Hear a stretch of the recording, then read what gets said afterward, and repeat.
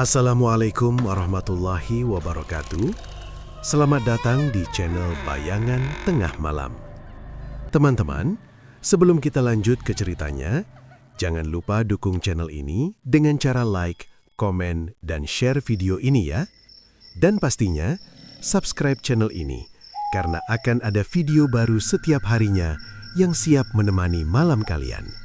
Desa Sukamukti biasanya tenang. Jalan kecil yang membelah sawah hanya ramai saat pagi ketika warga pergi ke ladang atau pasar. Namun, beberapa bulan terakhir, satu rumah di ujung desa justru selalu sibuk, bahkan ketika malam sudah larut. Rumah itu milik Raka. Di halaman rumah berdiri dapur besar dari bangunan tambahan. Lampunya sering menyala sampai hampir subuh. Asap masakan keluar dari cerobong, sementara suara panci dan wajan terdengar beradu tanpa henti. Usaha catering milik Raka memang sedang naik daun. Awalnya hanya menerima pesanan kecil seperti syukuran atau pengajian, tetapi sekarang pesanan datang dari berbagai tempat. Hajatan besar, acara kantor di kota, bahkan hotel mulai menggunakan jasanya. Beberapa warga heran dengan perubahan itu. Cepat sekali usahanya maju, bisik seorang ibu saat membeli sayur di warung. Iya, baru setahun buka, tapi pesanan sudah seperti perusahaan besar, jawab yang lain. Di dapur catering itu, beberapa pekerja sedang sibuk memotong bahan makanan. Wajan besar di atas kompor menyala dengan api biru yang besar. Sari, perempuan berusia 25 tahun, adalah salah satu pekerja lama di tempat itu. Ia membantu sejak usaha catering masih kecil. Sambil mengiris bawang, ia menatap tumpukan pesanan yang semakin banyak. "Pak Raka dapat order lagi?" tanyanya. Seorang pekerja laki-laki bernama Denny mengangguk. "Banyak sekali, katanya minggu depan ada pesta pernikahan di kota." Sari menghela nafas panjang. "Kalau begini terus, kita bisa tidak tidur." Denny tertawa kecil. "Yang penting gajinya lancar." Saat mereka berbincang, Raka masuk ke dapur. Pria itu berusia sekitar 35 tahun. Wajahnya tenang, tetapi sorot matanya terasa sulit ditebak. Ia melihat pekerjaan para karyawan sebentar lalu berkata singkat, "Besok malam kita lembur lagi." Beberapa pekerja saling pandang. "Besok juga, Pak?" tanya Denny. Raka mengangguk. "Pesanan terlalu banyak, kita harus selesaikan." Sari merasa aneh. Hampir setiap malam mereka bekerja sampai sangat larut, kadang sampai pukul 2 atau 3 pagi. Padahal biasanya catering lain jarang memasak pada jam seperti itu. Namun tidak ada yang berani banyak bertanya. Usaha ini memberi mereka pekerjaan tetap. Malam semakin dalam. Sebagian pekerja mulai pulang. Tinggal beberapa orang yang masih membereskan dapur. Sari mengambil ember untuk membuang sisa air cucian ke belakang rumah. Di sana terdapat gudang penyimpanan bahan makanan. Bangunannya kecil, berdinding kayu, dan selalu terkunci. Saat Sari berjalan melewati tempat itu, ia mendengar suara aneh dari dalam, seperti bisikan. Ia berhenti. Suara itu terdengar pelan, seolah seseorang sedang berbicara dengan nada rendah. Sari mendekat beberapa langkah. "Pak," panggilnya ragu. Tidak ada jawaban, namun bisikan itu masih terdengar. Sari menelan ludah. Ia menempelkan telinga ke pintu gudang. Tiba-tiba suara di dalam berhenti. Sunyi. Beberapa detik kemudian, pintu terbuka sedikit dari dalam. Raka berdiri di sana. Sari kaget sampai hampir menjatuhkan ember. "Pak Raka, saya kira tidak ada orang di sini." Raka menatapnya tanpa ekspresi. "Kamu belum pulang?" "Belum, Pak. Saya mau buang air cucian." Pria itu keluar dari gudang lalu menutup pintu dengan cepat. "Kunci tempat ini selalu," katanya datar. "Iya, Pak." Namun rasa penasaran mulai muncul di kepalanya. Saat Raka berjalan menjauh, Sari sempat melirik celah pintu yang belum tertutup rapat. Di dalam gudang terlihat meja kecil. Di atasnya ada beberapa benda aneh, mangkuk tanah, bunga layu, serta sesuatu yang tampak seperti kain hitam basah. Sari mengerutkan kening. "Itu apa?" gumamnya. Belum sempat ia melihat lebih jelas, Raka kembali menoleh dari ujung lorong. "Sari?" Perempuan itu langsung menegakkan badan. "Iya, Pat. Kalau sudah selesai pulang saja. Besok kita mulai lebih awal." Nada suaranya dingin, seolah tidak ingin ada orang yang terlalu lama berada di belakang rumah. Sari segera pergi. Namun saat berjalan keluar halaman, ia menoleh sekali lagi ke arah gudang. Lampu kecil di dalam ruangan itu masih menyala redup. Dan entah kenapa, Sari merasa seperti ada seseorang yang sedang memperhatikannya dari balik celah pintu. Malam itu, angin desa bertiup pelan melewati pohon bambu di sekitar rumah Raka. Tidak ada yang tahu bahwa di balik kesuksesan catering paling ramai di desa itu, sebuah rahasia gelap perlahan mulai terungkap. Beberapa tahun sebelum usaha catering Raka ramai seperti sekarang, hidupnya jauh berbeda. Saat itu, ia hanya memiliki dapur kecil di samping rumah. Peralatan memasak sederhana, pekerja hanya 2 orang, dan pesanan sering tidak menentu. Kadang ada acara kecil dari warga desa, tetapi lebih sering dapur itu sepi. Suatu sore, Raka duduk di bangku kayu depan rumah sambil melihat buku catatan keuangan. Halamannya dipenuhi angka merah. Uang belanja bahan terus keluar, sementara pemasukan hampir tidak ada. Ia menutup buku itu dengan kesal. Apa harus berhenti saja? Gumamnya pelan. Di dalam rumah, ibunya yang sudah tua sedang duduk di kursi sambil menonton televisi kecil. "Kamu masih di luar kah?" tanya perempuan itu. Raka masuk dengan langkah lelah. "Iya, Bu." Ibunya memandang wajah anaknya yang tampak murung. "Usaha sepi lagi?" Raka tidak langsung menjawab. Ia hanya mengangguk pelan. Ibunya menghela nafas panjang. "Mungkin kamu perlu cari pekerjaan lain dulu." Kalimat itu terasa berat di telinga Raka. Usaha catering adalah impian yang ia bangun sejak lama. Ia belajar memasak dari ayahnya yang dulu juga bekerja sebagai juru masak di acara hajatan. Namun kenyataan tidak semudah yang dibayangkan. Malam itu, Raka sulit tidur. Ia terus memikirkan cara agar usahanya bisa bertahan. Keesokan harinya, ia pergi ke pasar untuk membeli bahan makanan yang tersisa. Saat berjalan melewati lorong sempit di belakang pasar, seorang lelaki tua memanggilnya. "Hei, kamu!" Raka berhenti. Di bawah pohon besar duduk seorang pria sangat tua. Rambutnya putih panjang, wajahnya dipenuhi keriput, dan matanya terlihat tajam. "Kamu yang punya catering kecil di ujung desa, bukan?" tanya orang itu. Raka heran. "Iya, Bapak tahu dari mana?" Lelaki tua tersenyum tipis. "Banyak orang membicarakanmu. Katanya usahamu hampir tutup." Ucapan itu membuat Raka tidak nyaman. "Memang sedang sepi, Pat."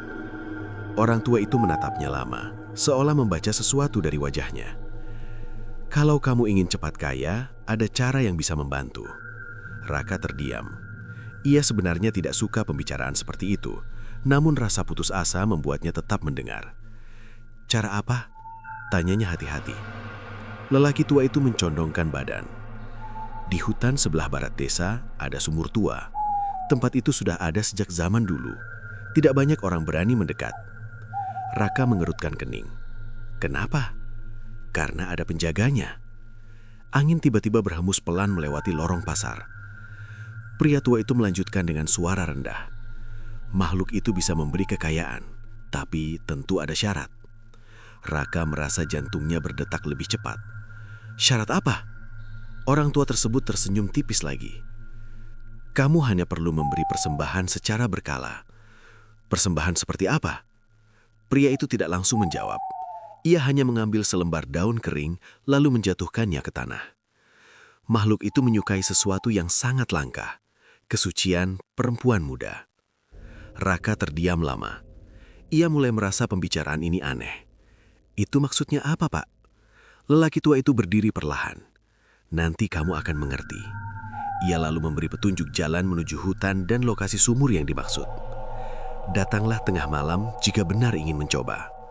Setelah berkata demikian, pria tua itu berjalan pergi meninggalkan lorong pasar. Raka berdiri mematung. Sepanjang perjalanan pulang, pikirannya penuh keraguan. Ia tahu hal seperti itu berbahaya, namun bayangan usahanya yang hampir bangkrut terus menghantui. Malam tiba. Langit desa sangat gelap karena awan menutup bulan. Akhirnya, Raka memutuskan pergi ke hutan barat. Ia berjalan membawa senter kecil. Jalan tanah terasa sunyi, hanya suara serangga malam yang terdengar. Setelah beberapa menit berjalan, ia menemukan tempat yang disebutkan lelaki tua tadi. Di tengah pepohonan, berdiri sumur tua yang dikelilingi batu besar. Temboknya sudah retak dan dipenuhi lumut. Udara di sekitar tempat itu terasa lebih dingin. Raka mendekat perlahan. Saat sinar senter diarahkan ke dalam, ia tidak bisa melihat dasar sumur, hanya kegelapan pekat yang menelan cahaya. Tiba-tiba, suara berat terdengar dari dalam sumur. "Kau datang juga." Raka langsung mundur satu langkah. "Siapa di sana?" Beberapa detik sunyi. Lalu suara itu terdengar lagi, kali ini lebih jelas. "Aku sudah lama menunggu manusia yang berani mendekat." Raka merasakan tengkuknya merinding. "Siapa kamu?" Dari dalam sumur muncul hembusan angin dingin. "Aku penjaga tempat ini." Suara itu terdengar seperti datang dari kedalaman tanah. "Kau ingin kekayaan, bukan?" Raka unelan ludah. Ia tahu seharusnya pergi dari tempat itu, namun kata-kata makhluk tersebut terasa menggoda. "Kalau aku setuju, apa yang harus kulakukan?" Tanyanya hati-hati. Kegelapan di dalam sumur seolah bergerak perlahan. "Beri aku persembahan, dan semua yang kau inginkan akan datang." Malam di hutan itu menjadi saksi awal sebuah perjanjian yang kelak akan mengubah hidup Raka selamanya. Beberapa bulan setelah malam pertemuan di hutan, kehidupan Raka berubah perlahan. Usaha catering yang dulu sepi, kini mulai mendapatkan pesanan lebih sering. Awalnya hanya acara kecil di desa, lalu bertambah menjadi pesta ulang tahun, syukuran rumah, sampai hajatan besar. Dapur di samping rumahnya hampir tidak pernah benar-benar sepi. Pagi itu matahari baru naik ketika Sari sudah berada di dapur.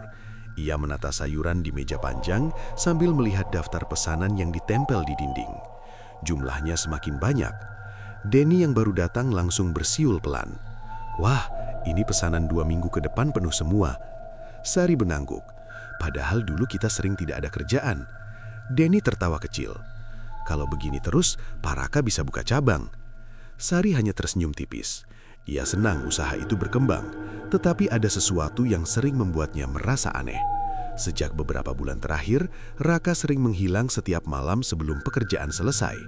Kadang ia kembali hampir tengah malam, kadang lebih. Tidak ada yang tahu kemana ia pergi. Saat mereka sedang bekerja, langkah kaki terdengar dari halaman. Seorang gadis berdiri di depan pintu dapur. Usianya sekitar 20 tahun. Wajahnya bersih, rambut panjang diikat sederhana, dan pakaiannya terlihat rapi walau sederhana. Ia terlihat sedikit gugup. "Permisi," katanya pelan. Sari menoleh. "Iya, ada yang bisa dibantu?" Gadis itu melangkah mendekat. "Saya mau mencari Pak Raka, katanya di sini butuh pekerja." Sari memanggil ke arah dalam rumah. "Pak, ada yang mau melamar kerja." Beberapa saat kemudian Raka keluar. Ia berhenti ketika melihat gadis itu. "Kamu siapa?" tanyanya singkat. Gadis tersebut menunduk sedikit. "Nama saya Lila, Pak. Saya dengar catering ini sedang ramai, jadi saya ingin mencoba bekerja." Raka menatapnya cukup lama, seolah sedang memikirkan sesuatu. "Kamu bisa memasak?" Lila mengangguk. "Bisa sedikit, saya juga biasa membantu ibu di rumah." Raka melirik ke arah dapur yang penuh aktivitas. Pesanan memang semakin banyak dan pekerja terasa kurang. "Kamu pernah kerja di tempat lain?" "Belum, Pak. Ini pertama kali." Suasana sempat hening beberapa detik. Akhirnya Raka berkata pendek, "Baik, coba kerja dulu hari ini." Wajah Lila langsung terlihat lega. "Terima kasih, Pak." Sari mendekati gadis itu dengan ramah.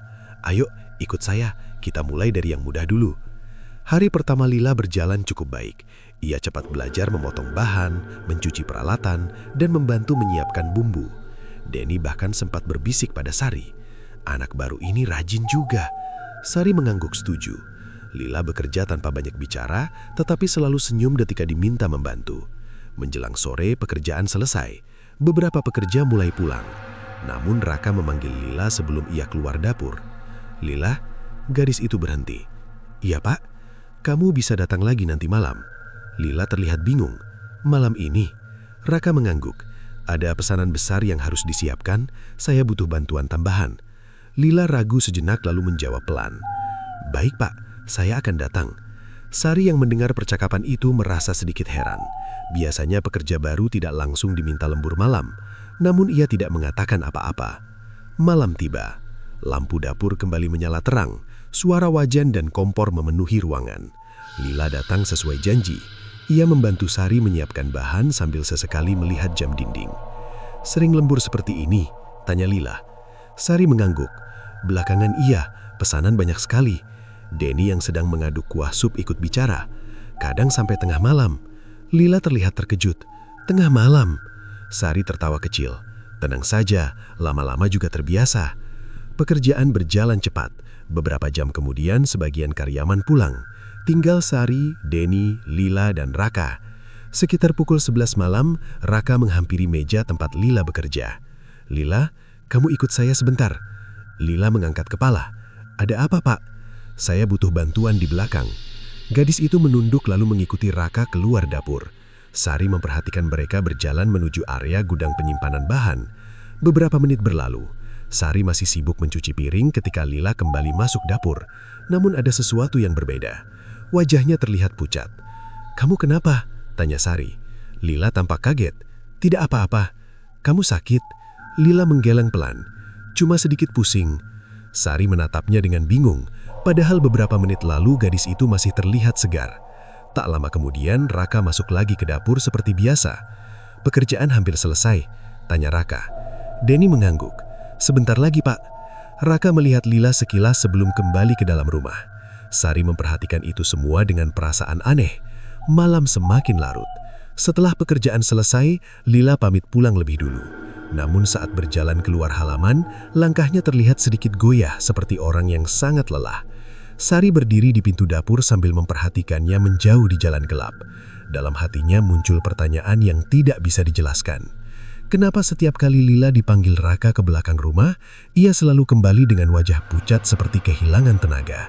Hari-hari berikutnya, dapur catering milik Raka semakin sibuk. Pesanan datang tanpa henti. Pagi digunakan untuk menyiapkan bahan, sore mulai memasak, lalu malam dipakai menyelesaikan menu yang harus dikirim keesokan hari. Para pekerja sering pulang dengan tubuh lelah. Namun satu hal yang mulai diperhatikan Sari adalah kebiasaan Raka memanggil Lila setiap malam. Hampir selalu sama. Ketika pekerjaan mendekati larut malam, Raka akan mendekati gadis itu dan berkata singkat, "Lila, ikut sebentar." Lalu mereka berjalan menuju bagian belakang rumah. Tempat itu berada di dekat gudang penyimpanan bahan yang selalu terkunci. Awalnya Sari tidak terlalu memikirkan hal tersebut. Ia mengira Raka hanya memberi pekerjaan tambahan. Tetapi lama-lama ada sesuatu yang terasa tidak wajar. Setiap kali kembali dari sana, Lila terlihat berbeda. Wajahnya pucat, matanya sayu dan langkahnya lambat. Suatu malam setelah mereka selesai membersihkan dapur, Sari mencoba bertanya. "Lila?" Gadis itu menoleh pelan. "Iya, Kak. Kamu tidak apa-apa?" Lila terlihat bingung. "Maksudnya? Kamu sering kelihatan lemas setelah dari belakang rumah." Lila terdiam sebentar. Mungkin cuma capek." Sari memperhatikan wajahnya dengan teliti. "Pak Raka menyuruh kamu apa? Cuma membantu mengambil beberapa barang di gudang?" Jawaban itu terdengar sederhana, tetapi entah kenapa tidak sepenuhnya meyakinkan. Beberapa hari kemudian kejadian aneh terjadi. Malam itu hujan turun cukup deras. Petir sesekali menyambar langit desa. Di dapur hanya tersisa Sari dan Denny karena pekerja lain sudah pulang lebih dulu. Raka juga belum terlihat keluar dari dalam rumah. Sari sedang mencuci peralatan ketika tiba-tiba listrik padam. Seluruh ruangan langsung gelap. "Wah, mati lampu," kata Denny dari dekat kompor. Sari meraba meja untuk mencari lilin. "Tunggu sebentar, aku ambil di gudang belakang." Ia mengambil senter kecil lalu berjalan keluar dapur. Hujan masih turun tetapi tidak terlalu deras lagi. Cahaya senter bergerak mengikuti langkahnya menuju bangunan gudang. Biasanya pintu tempat itu selalu terkunci. Namun kali ini gagangnya terlihat tidak terpasang rapat. Sari berhenti di depan pintu. "Kenapa tidak dikunci?" gumamnya. Ia mendorong perlahan. Pintu kayu itu terbuka dengan bunyi berderit pelan.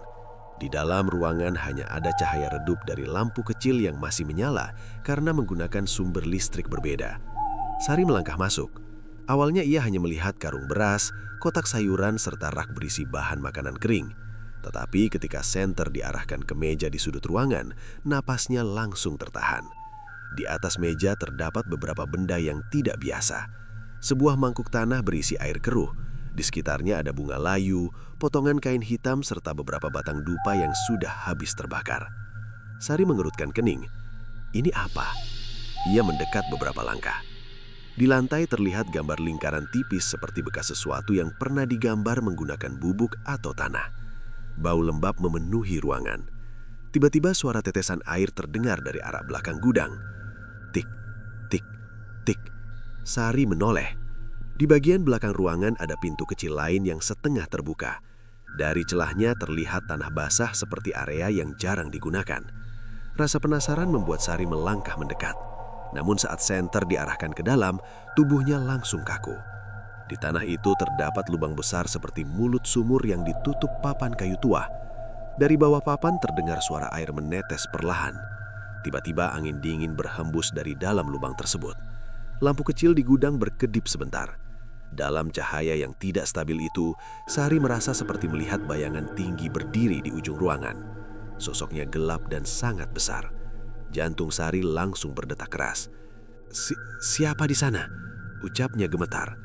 Bayangan itu tidak bergerak, namun perasaan sedang diawasi terasa sangat kuat.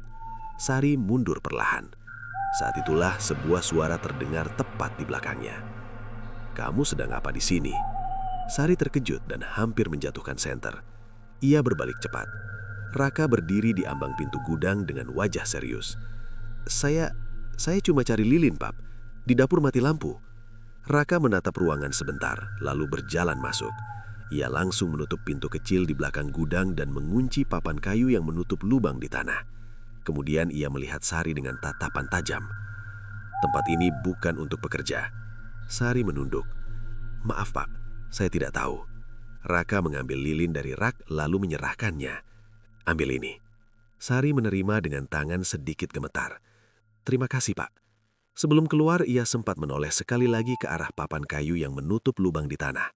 Perasaan tidak enak kembali muncul di dalam hatinya. Saat Sari berjalan kembali ke dapur, satu pertanyaan terus terngiang di pikirannya.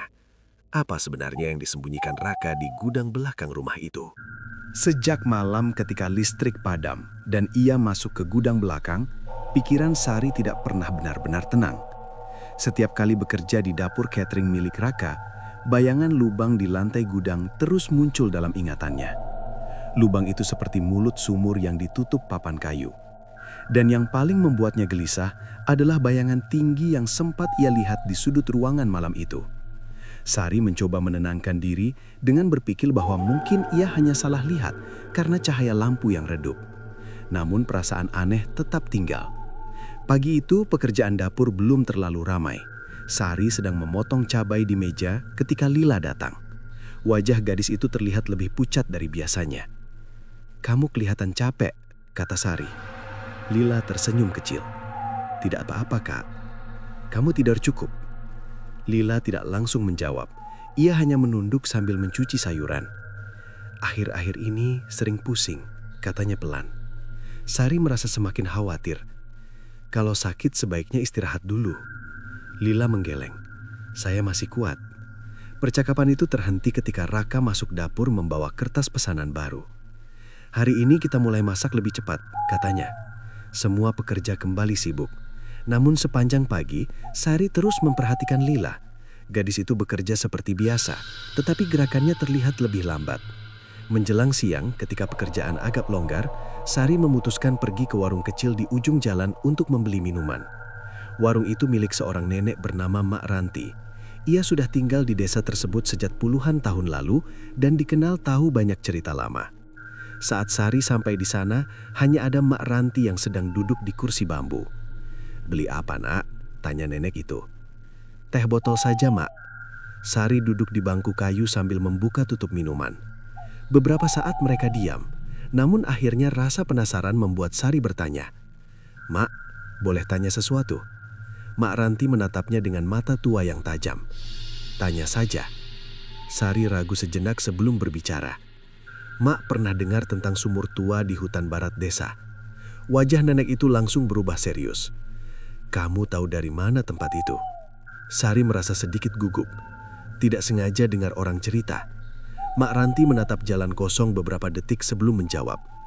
Tempat itu bukan lokasi yang baik untuk dibicarakan. Sari semakin penasaran. Memangnya ada apa di sana, Mak? Nenek itu menghela napas pelan. Dulu orang tua di desa sering melarang anak-anak mendekat ke hutan barat. Katanya ada makhluk yang tinggal di sumur tua.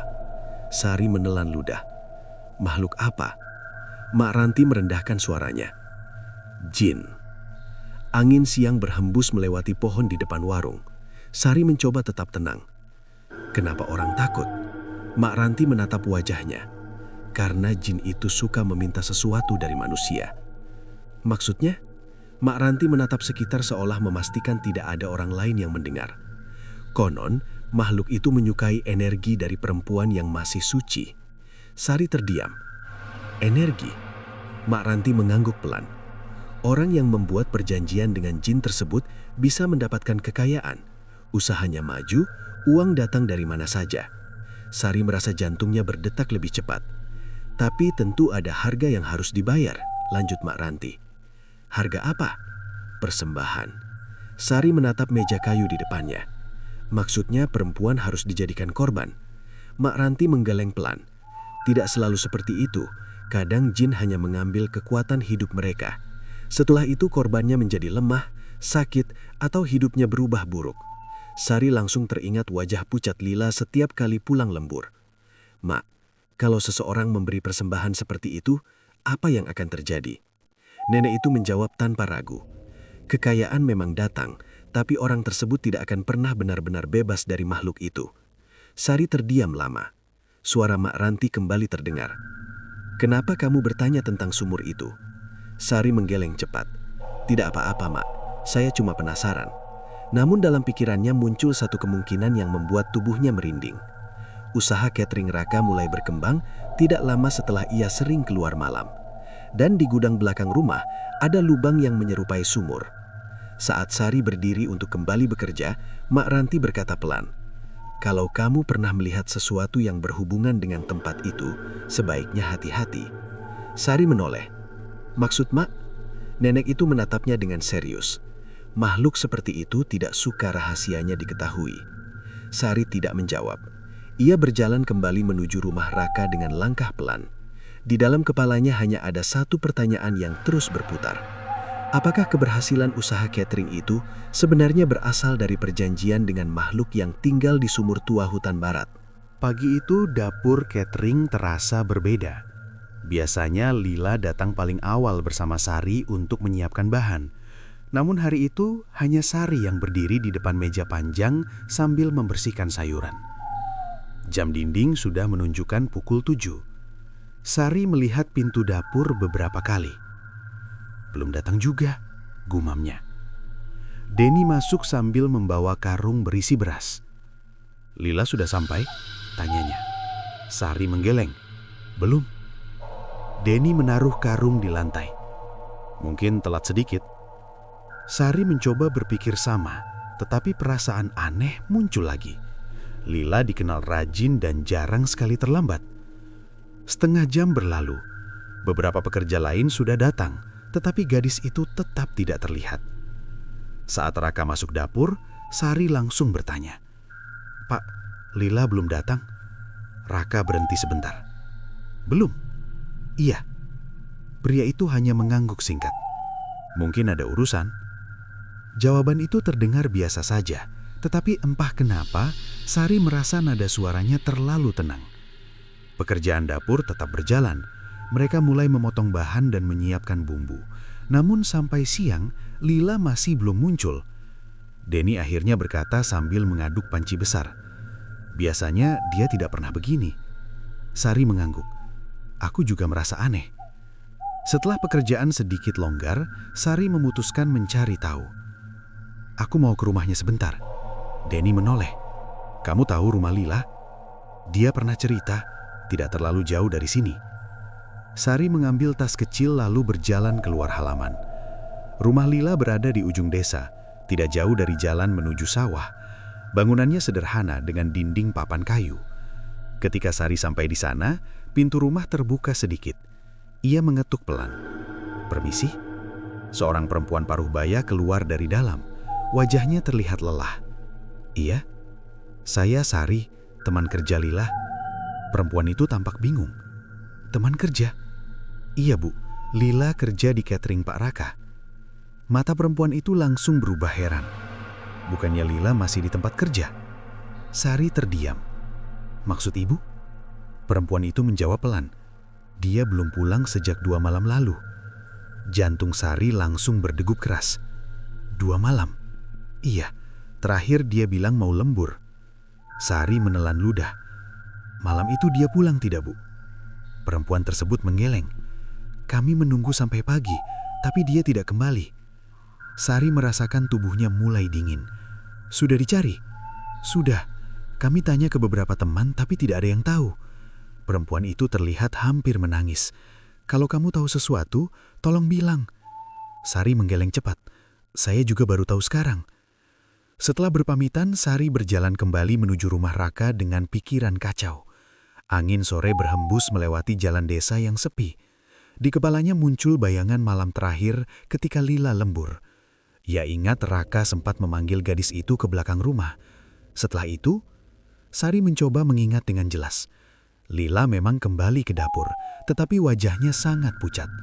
Setelah pekerjaan selesai, ia pamit pulang lebih dulu. Namun sekarang, keluarganya mengatakan ia tidak pernah sampai rumah. Saat Sari kembali ke dapur catering, suasana masih sibuk seperti biasa. Denny melihatnya masuk. Gimana? Sari menjawab pelan. Lila belum pulang sejak 2 malam lalu. Denny berhenti mengaduk panci. Hah? Beberapa pekerja lain ikut menoleh. Serius? Sari mengangguk. Ibunya bilang begitu. Suasana dapur mendadak sunyi. Denny berbisik pelan. Terus, dia kemana? Tidak ada yang bisa menjawab. Saat itu langkah kaki terdengar dari belakang mereka. Raka berdiri di depan dapur. Ada apa? Semua orang saling pandang. Sari akhirnya berbicara. Pak, Lila belum pulang ke rumahnya sejak lembur terakhir. Raka tidak langsung menjawab. Ia hanya menatap Sari beberapa detik. Mungkin dia pergi ke tempat lain. Jawaban itu terasa dingin. Sari memberanikan diri bertanya lagi. Pak, malam itu setelah dari belakang rumah, Lila pulang kan? Raka menatapnya dengan ekspresi datar. Tentu saja. Lalu ia berjalan melewati mereka menuju meja kerja. Fokus saja pada pekerjaan. Pesanan besok sangat banyak.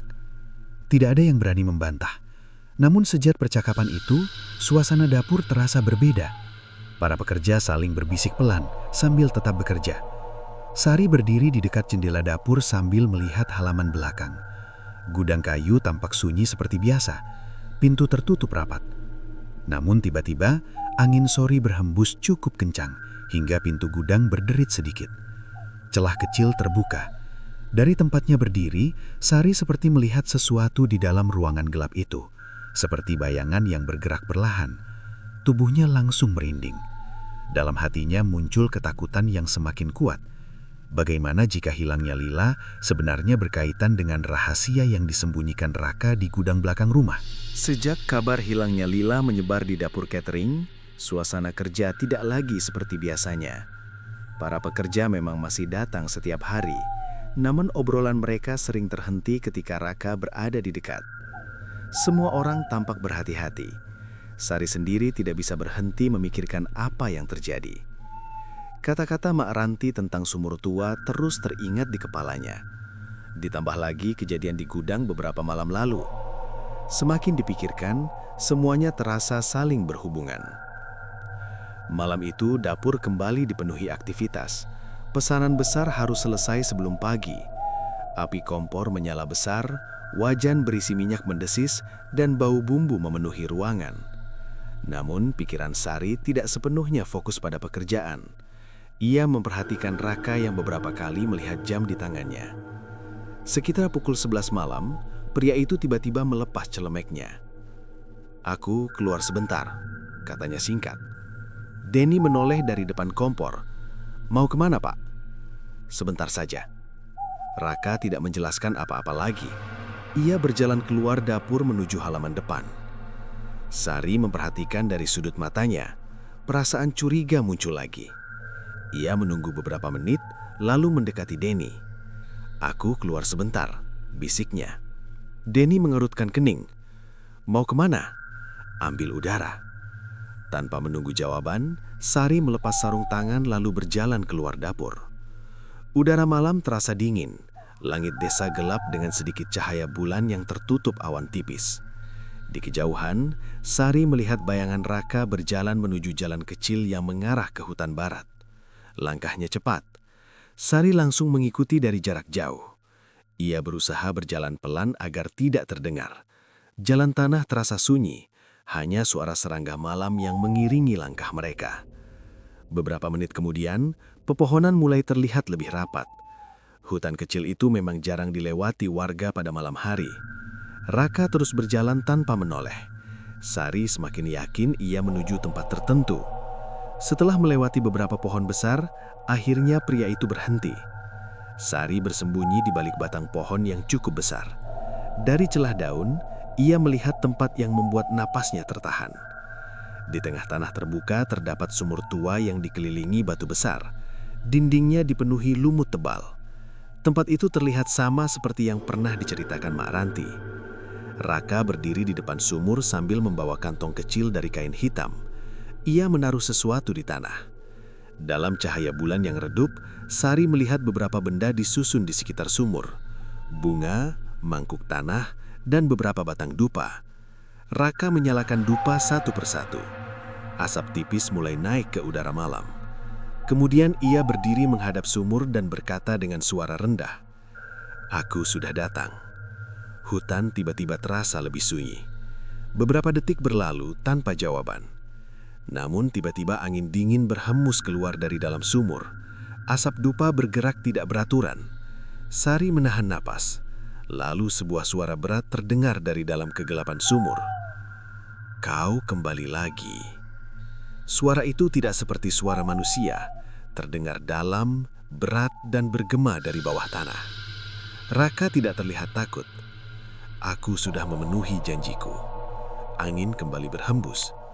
"Persembahanmu membuatku puas." Sari merasakan tubuhnya mulai gemetar. Ia mencoba melihat lebih jelas ke dalam sumur. Saat itu sesuatu bergerak dari kegelapan. Perlahan, sangat perlahan, bayangan hitam muncul dari dalam sumur. Bentuknya tinggi, jauh lebih besar dari manusia biasa. Tubuhnya seperti dipenuhi kabut gelap. Sari hampir menjerit, tetapi ia menutup mulutnya dengan tangan. Makhluk itu berdiri di tepi sumur tanpa benar-benar keluar sepenuhnya. Matanya menyala merah di tengah kegelapan. Raka menundukkan kepala sedikit. Usahaku semakin ramai. Makhluk itu mengeluarkan suara rendah seperti tawa. "Tentu saja, selama kau terus memberi apa yang kuinginkan." Sari merasakan lututnya hampir lemas. Sekarang ia benar-benar yakin semua cerita Mak Ranti ternyata nyata. Namun sesuatu yang lebih mengejutkan terjadi beberapa detik kemudian. Makhluk itu perlahan menoleh ke arah Raka. Kabut hitam di wajahnya bergerak seperti air. Lalu bentuk wajahnya berubah.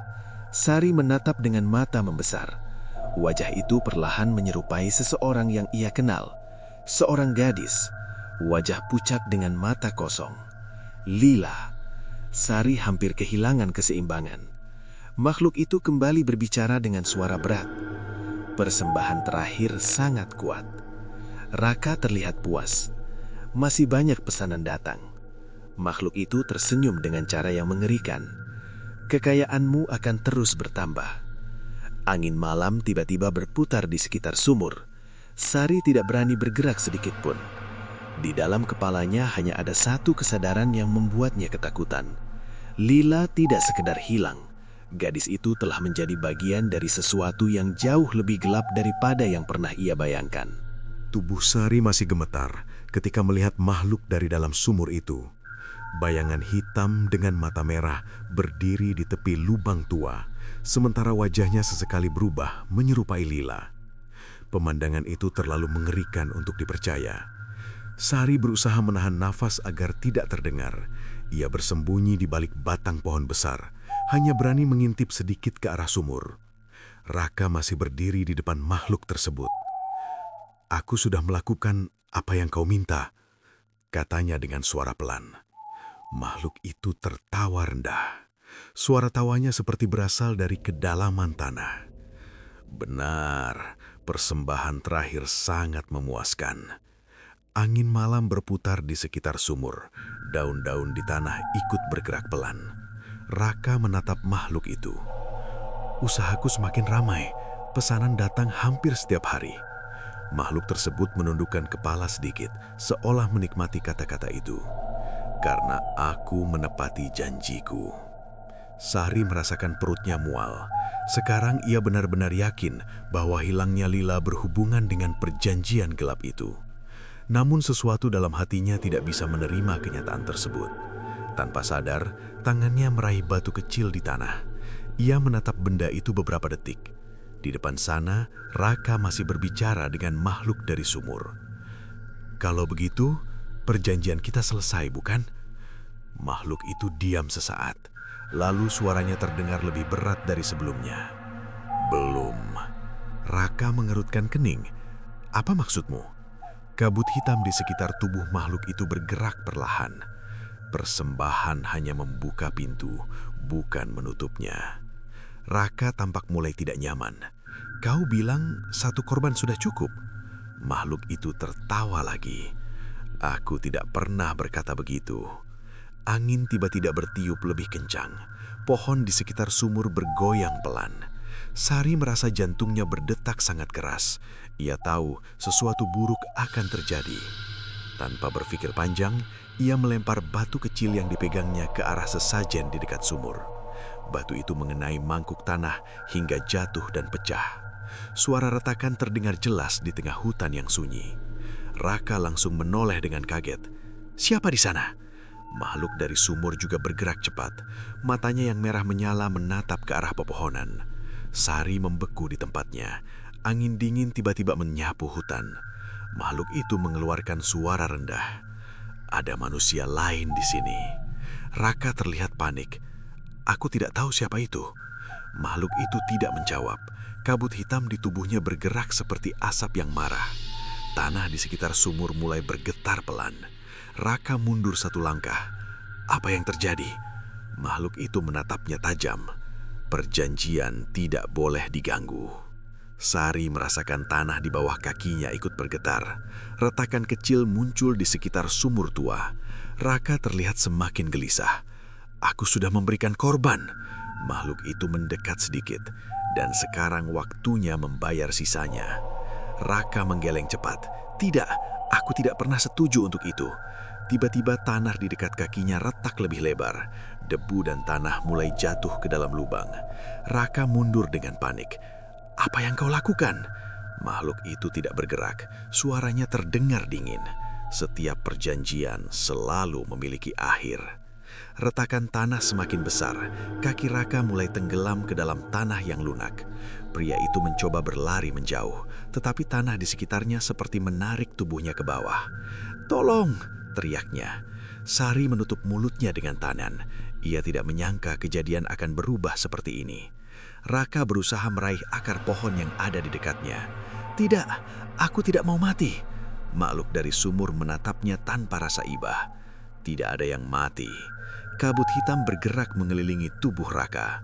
Kau hanya menjadi bagian dari perjanjian. Tanah tiba-tiba runtuh lebih dalam. Tubuh Raka terseret perlahan ke arah sumur. Tangannya mencoba meraih apa saja yang bisa dipegang. Namun tidak ada yang bisa menghentikan tarikan tanah.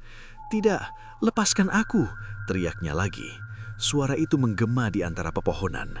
Beberapa detik kemudian, tubuh Raka benar-benar jatuh ke dalam sumur tua. Suara benda berat menghantam air terdengar dari bawah. Lalu, semuanya kembali sunyi. Angin berhenti. Kabut hitam perlahan kembali turun ke dalam sumur. Sari berdiri kaku di balik pohon dengan nafas tidak beraturan. Ia tidak tahu harus merasa lega atau justru lebih takut. Tempat itu kembali gelap dan sunyi seperti tidak pernah terjadi apa-apa. Namun satu hal pasti, perjanjian dengan makhluk dari sumur itu belum benar-benar berakhir. Beberapa bulan telah berlalu sejak malam mengerikan di hutan itu. Desa Sukamukti kembali terlihat tenang seperti biasanya. Jalan kecil di antara sawah dipenuhi warga yang beraktivitas setiap pagi. Namun, satu hal tetap sama. Rumah di ujung desa masih ramai setiap hari. Dapur besar di samping bangunan utama terus dipenuhi suara wajan, panci, dan kompor yang menyala. Usaha catering yang dulu dimiliki Raka bahkan semakin terkenal. Pesanan datang dari berbagai tempat. Orang-orang di desa sering membicarakan hal itu. "Heran ya," kata seorang ibu di warung. "Apa? Pemiliknya hilang, tapi usahanya tetap jalan." Perempuan lain mengangguk. "Iya, sekarang yang mengurus katanya Sari." Nama itu memang mulai sering disebut. Sejak Raka tidak pernah terlihat lagi, Sari perlahan mengambil alih semua pekerjaan. Ia mengatur pesanan, mengurus karyawan, dan memastikan dapur tetap berjalan. Banyak orang mengira ia hanya berusaha mempertahankan usaha tempatnya bekerja. Namun tidak ada yang tahu apa yang sebenarnya terjadi. Siang itu dapur catering kembali sibuk. Beberapa pekerja baru membantu memotong bahan di meja panjang. Denny masih bekerja di sana seperti biasa. Ia melihat Sari berjalan masuk sambil membawa buku pesanan. "Pesanan minggu depan penuh lagi," kata Sari. Denny tertawa kecil.